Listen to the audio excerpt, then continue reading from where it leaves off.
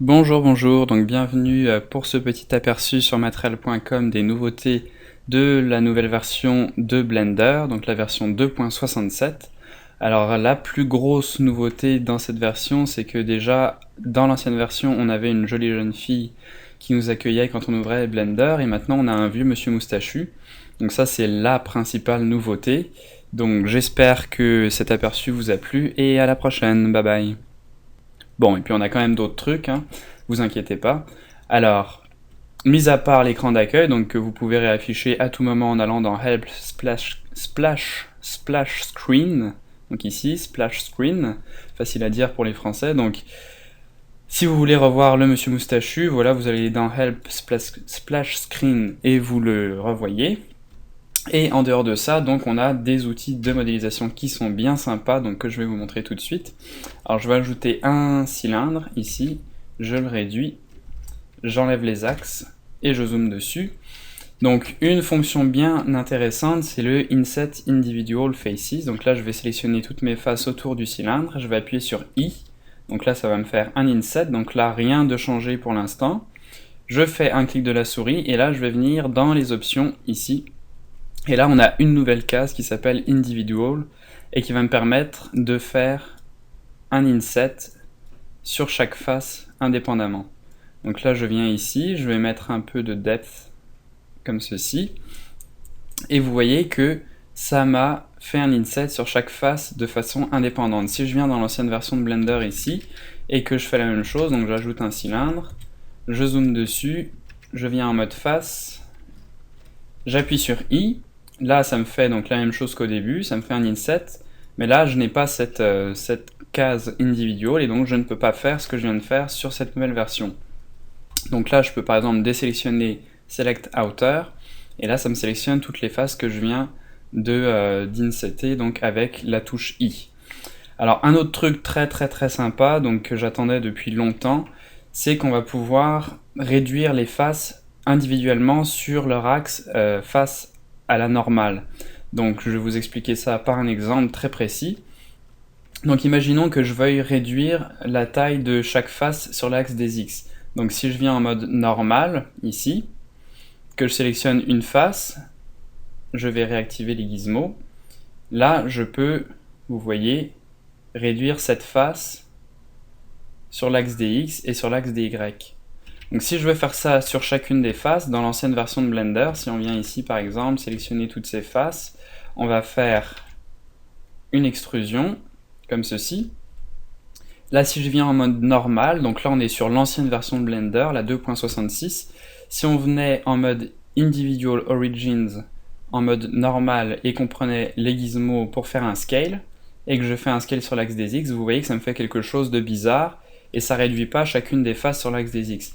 Dans la nouvelle version, donc là je vais revenir en avant ici, si je viens sur Individual Origins et en mode normal, si je fais un scale sur l'axe des X, vous voyez, magie, chacune des faces est scalée indépendamment sur son axe des X. Donc je peux faire ça aussi sur l'axe des Y, et donc du coup ça me permet d'avoir beaucoup de contrôle sur chacune des faces, et de faire quelque chose qu'il était beaucoup plus difficile de faire dans les anciennes versions de Blender. Donc là vous voyez je peux faire un scale sur l'axe des X, un scale sur l'axe des Y, et ça marche. Sur l'ancienne version, si je fais la même chose, ça me donnait quelque chose de bizarre.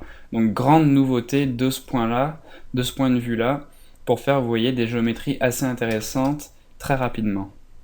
Alors, un autre outil nouveau dans Blender 2.67, c'est la fonction Poke Face. Donc j'ai pas encore trouvé dans tous les menus où est-ce qu'elle était.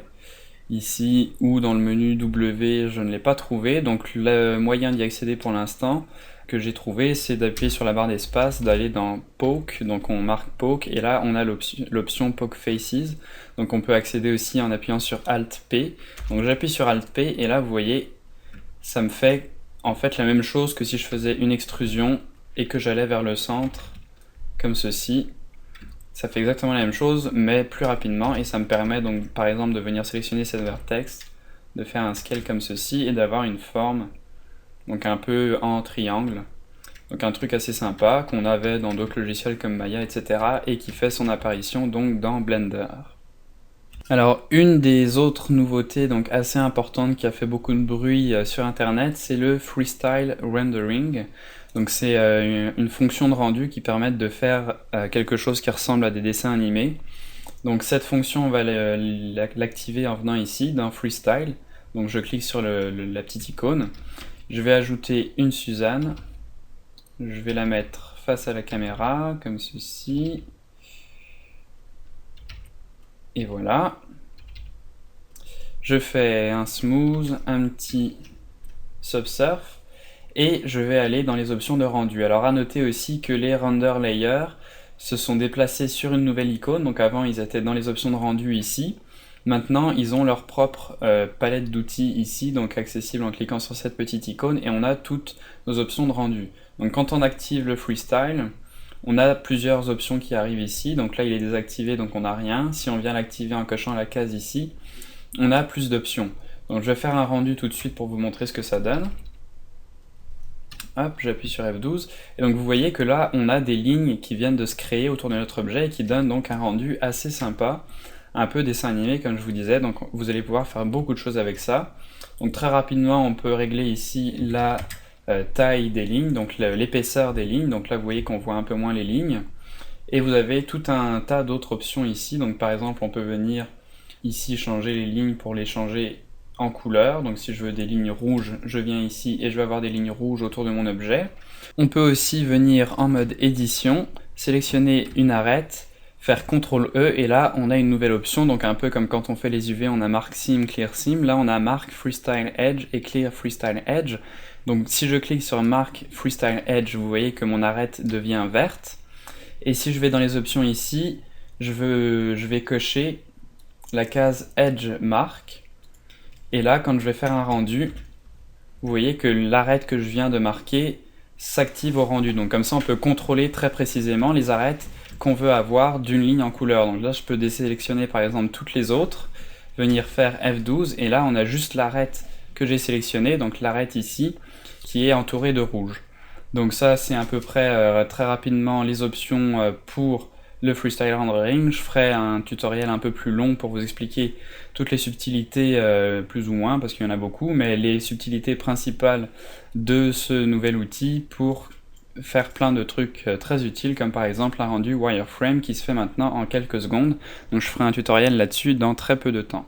Parmi les nouveautés dans cette version, on a aussi quelque chose de très important au compositing qui nous permettent de faire le rendu que d'une seule région. Donc là par exemple, j'appuie sur F12, donc là je fais le rendu de ma scène en entier, je vais dans le compositeur, et là je vais activer une node, donc Output Viewer, pour pouvoir visualiser mon rendu. Donc là, ça va prendre quelques essais. Ah voilà, donc là j'ai mon singe, donc ma Suzanne qui est en arrière-plan, et imaginons que j'ai beaucoup de nodes de rendu, donc enfin de nodes de compositing. Donc par exemple si on a des e-blurs, des corrections colorimétriques, etc., des fois ça peut devenir long à charger et on veut voir le résultat juste sur une partie de notre image. Donc dans cette nouvelle version, vous voyez qu'ici on a Viewer Border, donc on va pouvoir l'activer en faisant CTRL B. Là on a une grille de sélection et on va sélectionner la partie qu'on veut voir. Et là vous voyez que le rendu du compositing se fait uniquement sur la partie que j'ai sélectionnée. Donc je peux redéfinir cette partie autant de fois que je veux, donc pour avoir un feedback uniquement sur la partie sélectionnée. Donc comme ça, quand on a des scènes très lourdes avec beaucoup de nœuds de compositing et qu'on veut juste voir le changement sur une partie de l'image, on peut venir sélectionner cette partie très précise et ça va aller beaucoup plus vite. Donc voilà pour cette render region, donc viewer border, qu'on active en faisant CTRL B dans le compositing de Blender. Alors autre grande nouveauté de cette version, c'est le nouveau shader SSS, donc qui nous permet de faire du subsurface scattering, donc par exemple pour tout ce qui est bougie, même peau humaine. Donc quand on a de la lumière qui passe à travers des objets, ça va être très pratique. Donc là je vais par exemple ajouter une lampe, hop, non pas celle-là, un point, voilà, pas à cet endroit, donc une lampe ici, voilà. Je la place derrière Suzanne, et je viens donc avec Cycles, je vais laisser la lampe à 100, je sélectionne Suzanne, et je vais lui ajouter un nouveau matériau. Alors, au passage, l'agencement des matériaux a été revu, je crois. Si je me trompe pas, je viens ici avec Cycle. Vous voyez qu'on a background, anisotropique, diffuse, glossy, glace, etc. Et l'agencement a un petit peu changé puisqu'on a transparent en premier, le background vous voyez qu'il est juste relégué à la fin. Donc je sais pas pourquoi il y a eu ce changement, mais donc si vous pensez qu'il y a des trucs qui ont disparu, en fait c'est sûrement qu'ils ont juste été transposés à un autre endroit. Et donc là on voit l'apparition du Subsurface Scattering. Donc une nouveauté assez sympa. Donc là je vais mettre par exemple une couleur qui ressemble à de la peau et je vais venir baisser un tout petit peu cette valeur et faire un rendu. Et alors là, vous voyez, le truc très intéressant que tout le monde attendait, c'est qu'on a la lumière qui passe à travers les zones plus fines de Suzanne, donc comme ses oreilles, et donc ça donne un rendu vraiment réaliste. Donc comme quand par exemple vous approchez votre main près d'une lampe très forte, vous allez voir la lumière qui va passer à travers, bah là c'est la même chose. Alors petit point négatif pour le Subsurface Scattering, c'est que pour l'instant ça ne marche pas avec le GPU, juste avec le CPU, donc le rendu va être quand même un peu plus long. Donc ça c'est le petit désavantage du Subsurface Scattering pour l'instant. J'imagine que ça va être réglé pour la suite. Donc voilà pour cette nouveauté. Et pour finir, dernière petite nouveauté quand même assez sympa, c'est minime mais ça change la vie des fois.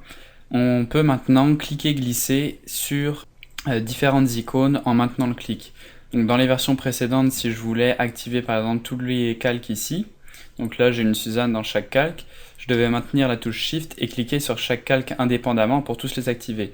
Maintenant, dans la nouvelle version, je peux maintenir le clic et vous voyez que ça va venir activer ou désactiver tous les calques. Donc ça marche avec plein de trucs dans l'interface. Par exemple ici, si je veux activer toutes les options d'un coup, plutôt que de cliquer les options une à une, je clique, je maintiens le clic, je glisse, et là, vous voyez, ça active ou ça désactive tout d'un coup. Donc ça, c'est quand même très pratique. Dès qu'on a par exemple les layers ici, on peut venir naviguer dans plein de calques. Donc ici, je peux venir voir ce que j'ai dans chaque calque en faisant simplement un cliquer-glisser, ou activer, désactiver des calques ici en cliquant et en glissant. Donc petite nouveauté quand même très pratique. Et donc voilà pour les nouveautés principales de cette version. Donc il y en a d'autres dont je n'ai pas parlé comme le Paint System. Donc il y a eu des améliorations pour peindre dans Blender. On a des améliorations sur le motion tracking dans Blender aussi. On a une gestion des nodes dans le compositing qui est un peu mieux aussi. Et des outils pour l'impression 3D. Donc j'en ai pas parlé parce que ça aurait été un peu plus long et je pense que c'est des outils qui sont un peu moins utilisés par la communauté Blender, donc je me trompe peut-être, mais je pense qu'il y a moins de gens qui impriment en 3D que de gens qui modélisent, donc c'est pour ça que j'ai préféré me concentrer par exemple sur les nouveaux outils de modélisation. Et je vais finir en disant aussi qu'il y a plein de trucs assez cool qui ont l'air prévus pour la version 2.68, donc là je vois dans le futur encore. On a par exemple un Uber Shader qui sera un peu donc comme dans tous les autres moteurs de rendu dans Maya, etc., Mental Ray, V-Ray, etc. Donc un Uber Shader qui va combiner en fait la diffuse, la glossy, transparent, émission, etc. Puisque pour l'instant, si on veut mettre des réflexions dans un diffuse, il faut passer par des mix shaders, etc. Et c'est un peu complexe, alors que dans la prochaine version, donc ils vont créer un shader unique qui va rassembler tous les paramètres d'un coup, donc un peu comme on avait dans l'internal de Blender, donc le moteur de rendu interne de Blender, donc avant Cycle, c'était un peu ça qu'on avait. Un autre truc aussi, c'est les pailles menus, donc ça c'est, si vous connaissez pas, c'est un peu comme dans Maya, je vais vous montrer très rapidement. Donc me voilà dans Maya, et donc les pailles menus c'est quelque chose comme ceci par exemple, donc qui nous permet d'accéder à plein de fonctions très rapidement. Donc dans Maya c'est très pratique, on s'en sert tout le temps pour passer d'un mode à un autre, vous voyez. C'est vraiment excellent, ça permet de gagner un temps fou.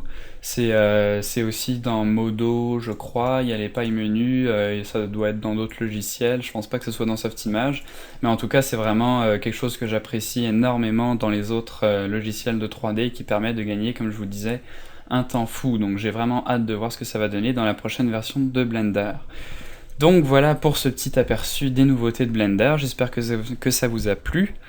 Et que vous allez avoir du fun avec toutes ces nouveautés qui sont quand même assez sympas. Et donc n'hésitez pas à partager la vidéo, à faire des commentaires, à demander de l'aide, je suis là pour ça. Et merci et à la prochaine, bye bye.